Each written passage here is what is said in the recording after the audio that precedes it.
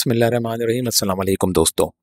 हज्जाज बिन यूसुफ दौरे बनु उमय्या का एक साहिब फरासत गवर्नर था, जिसकी तदबीर दानिश और आला इंतजामी सलाहियतों की वजह से इराक जैसा हिजान अंगेज और फितना परवर सूबा काबू में आ सका और साथ ही चार दांग आलम में इस्लाम का परचम लहराया। जहां एक तरफ हज्जाज ने मोहम्मद बिन कासिम के जरिए सिंध को दारुल कुफर से बाबुल इस्लाम बनने का शर्फ बख्शा, तो दूसरी तरफ कुतैबा बिन मुस्लिम और तारिक बिन ज़ियाद के जरिए चीन और हिस्पानिया की सरहदों तक इस्लाम को पहुंचा दिया। हज्जाज बिन यूसुफ आखिर था कौन? हज्जाज बिन यूसुफ मशहूर सहाबी रसूल सैयदना उर्वा बिन मसूद सक़फ़ी की पोती का बेटा था। इब्न खलकान का कौल है कि हज्जाज की वालिदा फारिया बिनते हम्माम बिन उर्वा बिन मसूद सक़फ़ी थी। ये फारिया पहले सैयदना मुग़ीरा बिन शोबा के अक़द में थी, जिन्होंने उनको हज्जाज के वालिद यूसुफ बिन अबी अकील सक़फ़ी के लिए ये कहकर तलाक दे दी थी कि ये औरत तो किसी सरदार की बीवी बनने के लायक है, सो मैं इसे तलाक देता हूँ, आप इससे निकाह कर लें। चुनाचा सैयदना मुग़ीरा बिन शोबा के तलाक देने के बाद यूसुफ बिन अबी अकील ने उनसे निकाह कर लिया, जिनसे हज्जाज पैदा हुआ। इब्ने असाकिर ने बयान किया है कि हज्जाज के वालिद यूसुफ बिन अबी अकील खलीफा वक्त अब्दुल मलिक बिन मरवान के काफ़ी मुक़र्रब और साहिब फरासत थे और खलीफा उन पर अज़हद एतमाद करते थे। हज्जाज की पैदाइश 40 हिजरी और बाज़ अक़वाल के मुताबिक 41 हिजरी की है। हज्जाज का घराना बनु सकीफ के अशराफ में मारूफ घराना था और उसके वालिद अपने कबीले में नुमाया हैसियत के मालिक और खलीफा वक्त से देरीना ताल्लुकात रखते थे, जैसा कि इब्ने कसीर दिमश्की ने अल-बदाया व निहाया में तसरीह की है। यही वजह थी कि हिजाज में अपनी विलायत के दौर में जब हज्जाज ने नबी करीम सल्लल्लाहु अलैहि वसल्लम के चचेदार भाई जनाब जाफर बिन अबी तालिब की पोती और साहबी रसूल तो सैयदना अब्दुल्ला बिन जाफर ने बाखुशी अपनी बेटी का हाथ हज्जाज के हाथ में दे दिया। याद रहे कि ये अब्दुल्ला बिन जाफर बिन अबी तालिब सैयदना अली के भतीजे और दामाद थे, क्योंकि सैयदना अली की सबसे छोटी बेटी ज़ैनब बिनते अली इनकी ज़ौजियत में थी और इन्हीं ज़ैनब की बेटी उम्मे कुलथूम थी जो हज्जाज की ज़ौजियत में आई। यूं हज्जाज सैयदना अली बिन अबी तालिब का हकीकी नवासा दामाद था। सैयदा ज़ैनब के शौहर सैयदना अब्दुल्ला बिन जाफर की एक और बेटी उम्मे मोहम्मद बिनते अब्दुल्ला बिन जाफर खलीफा यजीद बिन मुआविया की ज़ौजियत में थी। यूं हज्जाज और यजीद बिन मुआविया दोनों सैयदना अब्दुल्ला बिन जाफर के दामाद और आपस में हमजुल्फ थे। उम्मे कुलसूम बिनते अब्दुल्ला बिन जाफर के अलावा हज्जाज ने दीगर निकाह भी किए। उसकी बगिया बेकवात में हिंद बिनते अस्मा बिन खारजा, हिंद बिनते मोहल्लब बिन नबी सफरा, उम्मुल जलाल बिनते अब्दुर्रहमान बिन उसैद, अमतुल्ला बिनते अब्दुर्रहमान बिन जलील बिन अब्दुल्ला बिजली, उम्मे अबाद बिनते नौमान वगैरह शामिल हैं। इन अज़वाज में से अमतुल्ला बिनते अब्दुर्रहमान बिन जलील बिन अब्दुल्ला बिजली मशहूर साहबी रसूल जरीर बिन अब्दुल्ला बिजली की पोती थी। अपनी जवानी के इब्तिदाई अय्याम से ही हज्जाज सियासी जिंदगी और उमवियों की खिदमत में मशगूल हो गया था, जिसकी वजह से जल्द ही वो खलीफा अब्दुल मलिक बिन मरवान की नज़रों में आ गया, जिसके बाद हज्जाज की मामलात को बेहतरीन अंदाज में सुलझाने और आसान करने की सलाहियत ने उसे सैयदना अब्दुल्ला बिन ज़ुबैर रज़ियल्लाहु ताला अन्हु से होने वाली जंग का सुपह सालार बनने और इराक की विलायत संभालने तक पहुँचा दिया। 73 हिजरी में मुसअब बिन ज़ुबैर के कत्ल के बाद अब्दुल मलिक बिन मरवान ने हज्जाज को मक्का मौज़मा भेजा, जहां उसके और सैयदना अब्दुल्ला बिन ज़ुबैर के दरमियान मौरका पेश आया और सैयदना अब्दुल्ला बिन ज़ुबैर शहीद हो गए और यूं खिलाफत जो उससे कबल सैयदना अब्दुल्ला बिन ज़ुबैर और अमीर अब्दुल मलिक बिन मरवान में मुनक़सिम थी, अब सिर्फ अब्दुल मलिक बिन मरवान उसके दावेदार रह गए और मुसलमानों के मुत्तफ़क़ अलैहि खलीफा करार पाए। बादअज़ा खलीफा अब्दुल मलिक बिन मरवान ने हज्जाज को मक्का, मदीना, ताइफ और यमन पर आमिल बना दिया, जहां वो खलीफा के भाई बशर बिन मरवान की वफात तक अपनी जिम्मेदारियां निभाता रहा। 74 हिजरी में हज्जाज के कहने पर मशहूर मुहद्दिस अबू इदरीस खौलानी ने यमन में ख़ज़ा का ओहदा संभाला, जबकि खलीफा अब्दुल मलिक बिन मरवान ने हज्जाज को अमीर हज बनाकर भेजा और उस वक्त हयात सहाबा व ताबईन ने हज्जाज की इक़्तिदा में हज अदा किया। 75 हिजरी में आमिल इराक बशर बिन मरवान के इंतकाल के बाद खलीफा अब्दुल मलिक बिन मरवान ने हज्जाज को उनकी जगह पर इराक का गवर्नर बनाकर भेजा, जहां मुकम्मल 20 साल तक वो अपने फ़राइज़ सर अंजाम देता रहा। अल्लामा इब्ने कसीर अल-बदाया व निहाया में इस सिलसिले में लिखते हैं, उसी साल यानी 75 हिजरी में अमीर अब्दुल मलिक बिन मरवान ने हज्जाज बिन यूसुफ को इराक, बसरा, कूफा और उसके खुर्ब जवार के बड़े बड़े इलाकों का गवर्नर बनाकर भेजा और ये सब कुछ बशर बिन मरवान के इंतकाल के बाद हुआ। उसकी वजह यह थी कि अब्दुल मलिक के ख्याल में अहले इराक की सरकशी और बगावत रोकने की काबिलियत सिवाय हज्जाज के और किसी में ना थी। सिर्फ वही अपने रोब दबदबे, शान शौकत और हैबत व अजमत के जरिए अहले इराक की सरकशी और फितना अंगेजियों पर गालिब आ सकता था। चुनाचा अब्दुल मलिक बिन मरवान ने हज्जाज को मदीना खत लिखकर उसको इराक की गवर्नरी सुपुर्द किए जाने की इत्तला दी। हज्जाज को जैसे ही खलीफा अब्दुल मलिक बिन मरवान का हुक्मनामा मिला, वो अपने 12 शहसवारों के हमरा मदीने से इराक के लिए रवाना हो गया।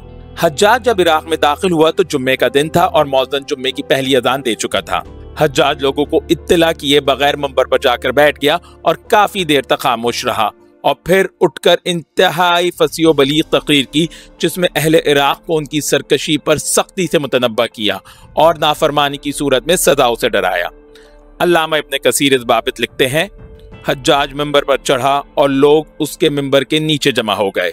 हज्जाज ने बहुत देर तक सुकूत इख्तियार किया, हत्ता कि मोहम्मद बिन उमैर ने अपनी मुट्ठी कंकरियों से भर ली और ये कहकर उस पर कंकरियां फेंकने का इरादा किया कि अल्लाह उसका बुरा करे, कैसी थका देने वाली तकरीर करने लगा है, और उसकी बुराई बयान करने लगा। फिर हज्जाज ने खड़े होकर तकरीर की। जब वो तकरीर ख़त्म कर चुका तो मोहम्मद बिन उमैर के हाथ से कंकरियां गिरना शुरू हो गईं और उसको पता भी ना चला, क्योंकि वो हज्जाज बिन यूसुफ की फसाहत व बलागत में गुम होकर रह गया था। इराक की अमारत संभालने के बाद हज्जाज बिन यूसुफ ने मुख्तलिफ बगावतों को फ़रोग़ करने की तरफ ध्यान दिया, जिनमें अज़ारिक़ और ख़वारिज की सरकशी सर फहरिस्त थी। इस गर्ज के लिए उसने मुहल्लब बिन अबी सफरा और अब्दुर्रहमान बिन मखनफ को मुहम्सर करने भेजा। हज्जाज और उसके मुकर्रर करदा उम्माल अपने मातहत इलाकों की बगावतों और सरकशियों का अच्छे से कलाकमा करते रहे, यहाँ तक कि इन हजरात की फौजी और इंतज़ामी कार्रवाइयों से मुतासर होकर अमीर अब्दुल मलिक बिन मरवान ने जनाब उमैया बिन अब्दुल्ला को खुरासान की अमारत से माजूल करके उसको भी हज्जाज की महतहती में दे दिया। अलगर्ज हज्जाज के दौर में अंदरूनी खुलफिशार और बगावतें फरो होती गईं, जिसकी वजह से जहाद इस्लामी की तरफ मुकम्मल तौर से मुसलमानों की तवज्जो मरकूज हो सकी।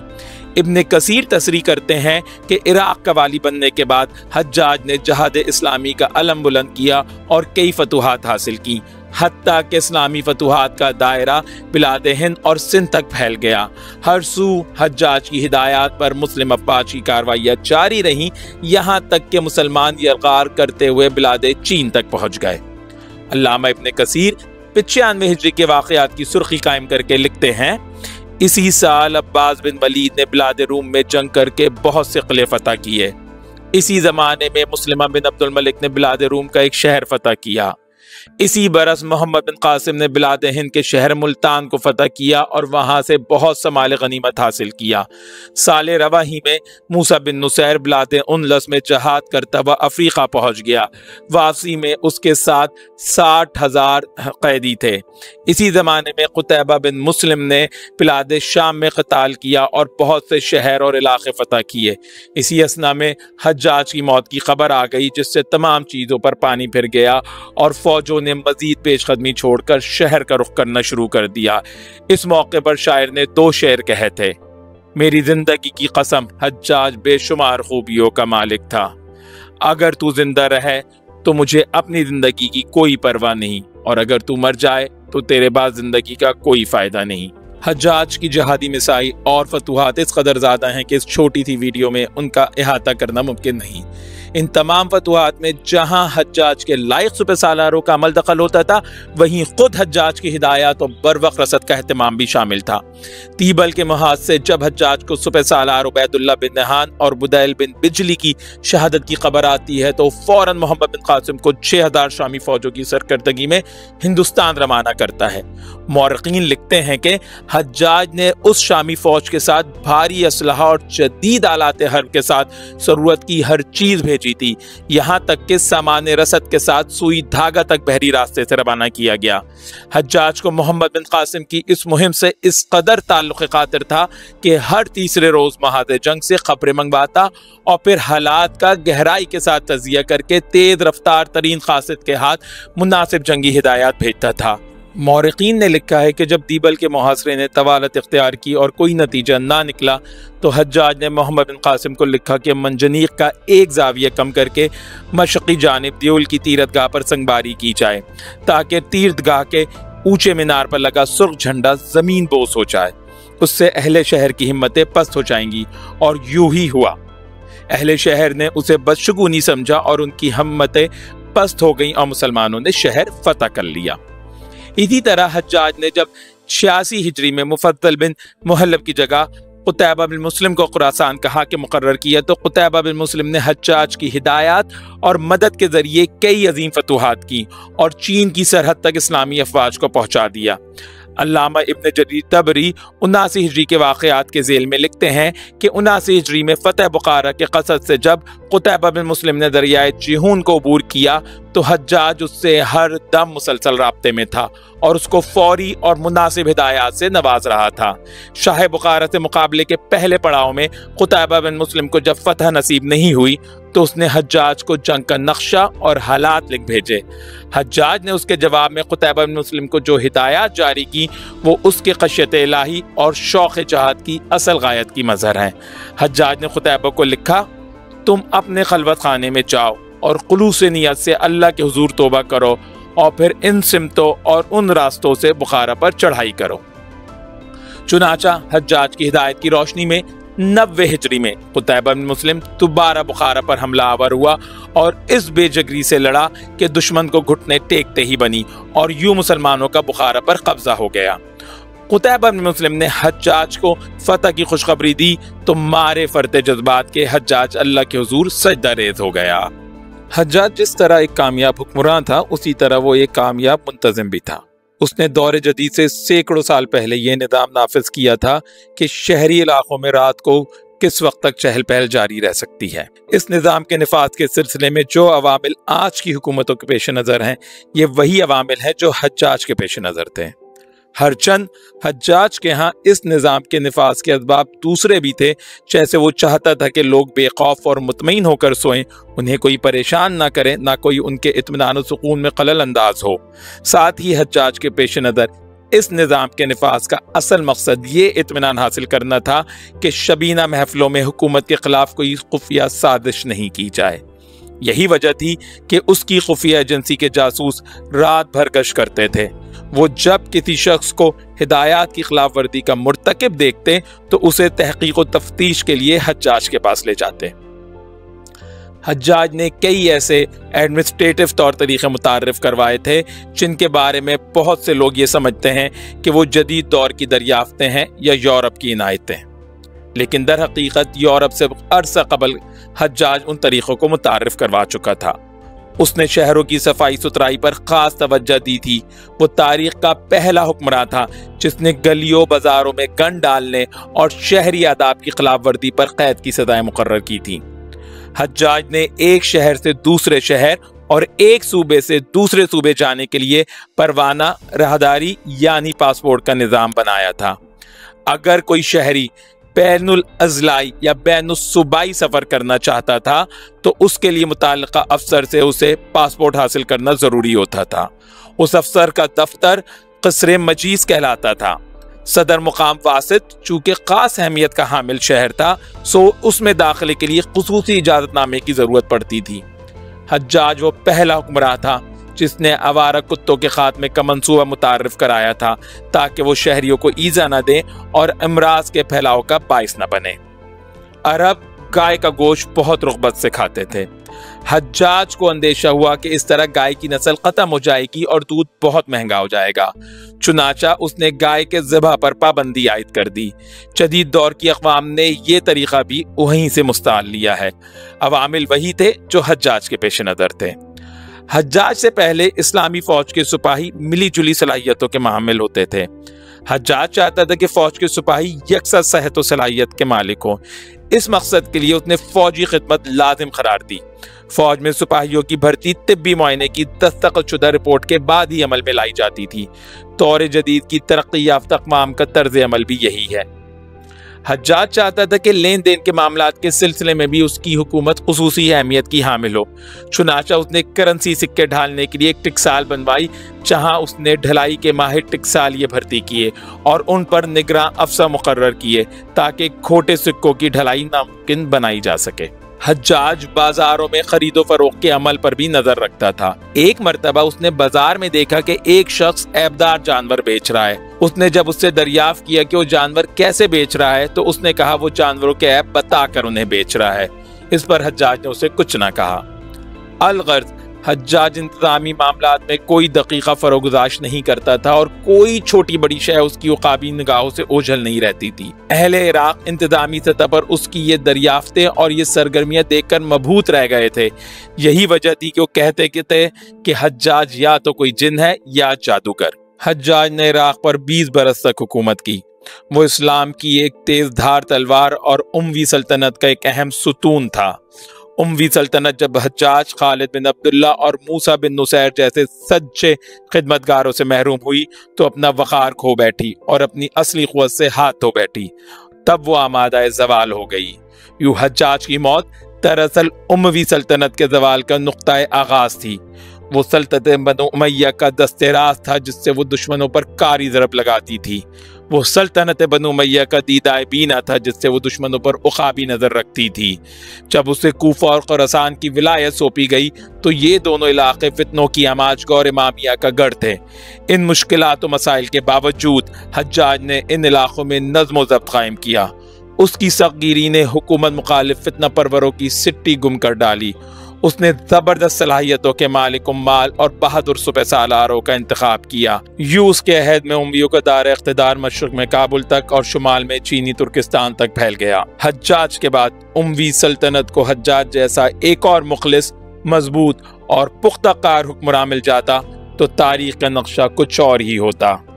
अब सवाल ये पैदा होता है कि अगर हज्जाज ने ऐसे ही कारहाय नुमाया अंजाम दिए थे तो फिर वो तारीख़ इस्लामी में इस कदर बदनाम क्यों है?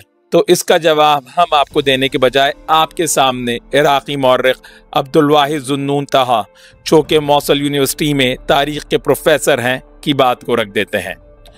प्रोफेसर मौसूफ फरमाते हैं कि जैसा कि ये बात मारूफ है कि उमवी दौर की तारीख़ अब्बासी दौर में लिखी गई और अब्बासियों की मुकम्मल कोशिश हुआ करती थी कि वो उमवियों को नुकसान पहुँचाएँ और उन कुतुब को ज़ाया करें जो उमवियों के बारे में कलाम करती हैं।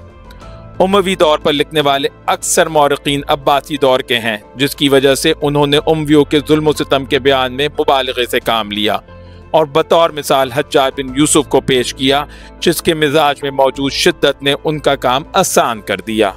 लिहाजा उन्होंने उसकी शिद्दत के बयान में मुबालगे से काम लिया और उसके बारे में झूठी रिवायतें घड़ी ताकि उसके दौर हुकूमत को खुसूसन और बनु उमय्या के दौर हुकूमत को अमूमन बदनाम किया जा सके। उसके अलावा उस जमाने के वाक़यात और हवादिस ने इन मौरखीन और रुवात को हज्जाज और उमवियों से लोगों को मुतनफ़िर करने के लिए बेहतरीन मौका फराहम कर दिया। उस दौर में ऐसी बगावतों की तादाद काफ़ी ज़्यादा है जिनका कलाकमा हज्जाज ने किया, जिसकी वजह से उसके दुश्मनों की तादाद काफ़ी ज़्यादा हो गई। एक तरफ ज़ुबैरी हैं जिनकी हिजाज और इराक़ में सल्तनत को हज्जाज ने ख़त्म किया, जिसकी वजह से वो उससे नाराज़ थे। दूसरी तरफ अलवियों के अंसार उससे दुश्मनी करते थे क्योंकि उसने बनु उमय्या के हुक्म को इराक़ में नाफिज किया। फिर मुहालिबा जो इसलिए नालत है कि हज्जाज ने उनके मुसाले पर ज़रब लगाई और यजीद बिन मुहल्लब को खुरासान की विलायत से महरूम किया। खवारिज इसलिए उस पर गज़बनाक थे कि उसने उनकी तहरीकों को नाकाम व नामुराद किया और उनके अज़ाइम को खाक में मिला दिया। इन तमाम ग्रोहों में अदीब, शोरा और रुवात व मौरखीन की बड़ी तादाद मौजूद थी, जिन्होंने अपनी ज़बान व कलम की सलाहियतों से हज्जाज और उसकी सियासत को बदनाम करने की पूरी कोशिश की। मसलन कुतुब अदब में ऐसे वाक़यात लिखे गए जो हज्जाज की शिद्दत को और उसके सख्त अहकामात को मुबालगे के साथ पेश करते हैं। इनके नतीजे में इन रवायात का ज़हूर हुआ जिनमें हक़ व बातिल को मुख्तलित कर दिया गया और जो सरी झूठ पर मबनी है, जिनको ना अक़ल मानती है और ना तारीख़ी हक़ाइक़ इनकी तस्दीक करते हैं और ना ही इल्मी तहक़ीक़ में जिनका एतबार किया जा सकता है।